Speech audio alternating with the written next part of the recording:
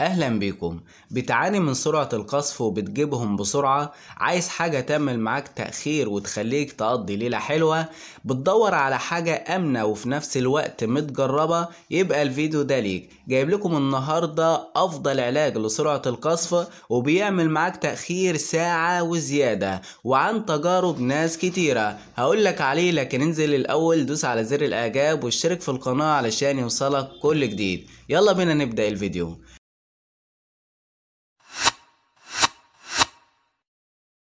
وزي ما عودتكم في اول كل فيديو، انا مش دكتور ولا صيدلي، لكن بجيب لكم حاجات ناس جربتها وجابت معاها نتيجة كويسة، فبقول لك عليها على اساس انها تجيب معاكم برضو نتيجة كويسة. لكن ما تستخدمش اي حاجة غير لما ترجع للدكتور او الصيدلي، لان هم اكتر اتنين هيقولوا لك الحاجة دي تنفع معاك ولا لا. النهارده بقى جايب لكم حاجه اسمها ديور جوي اقراص. ديور جوي اقراص دي بتعمل عمليه تاخيره قويه جدا وعن تجارب ناس كتيره جدا. وميزه الديور جوي ان هي اصلا بتستخدم لعلاج سرعه القذف، يعني مش حاجه نفسيه مثلا واحنا بنستخدمها لسرعه القذف او بتعالج حاجه تاني والناس بتستخدمها لسرعه القذف، لا، هي اصلا حاجه بتستخدم ومتصنعه علشان تعالج سرعه القذف. زي ما حضرتك شايف كده على العلبه، لعلاج القذف المبكر عند الرجال.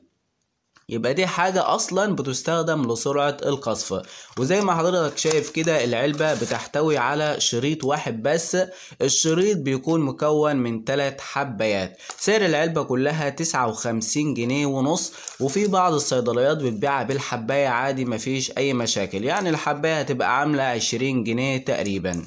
تمام. طيب بتستخدمها ازاي بقى؟ خد بالك من الاستخدام، لان انت ممكن تستخدمها بطريقة خاطئة ما تجيبش معاك نتيجة. طيب هتستخدمها ازاي؟ بتستخدم ديور جوي قبل العلاقة من ساعة ل3 ساعات. يعني حضرتك لو عامل حسابك انك هتتعامل على 12، يبقى انت هتاخدها 11 او 10 او 9. تمام. يبقى قبل العلاقة من ساعة ل3 ساعات، وبتشرب معاها كوباية مية كبيرة. ما ينفعش انك تبلعها كده وعلى الناشف، لا، لازم تاخد معاها كوباية مية كبيرة علشان تجيب معاك نتيجة كويسة. هتستخدمها وان شاء الله بإذن الله هتشكرني عليها، واكتب لي في التعليقات تحت هي عملت معاك ايه. ولو حابب ان انا اتكلم عن موضوع معين اكتب لنا برضو في التعليقات تحت، ونتقابل ان شاء الله في فيديوهات تانية. سلام عليكم.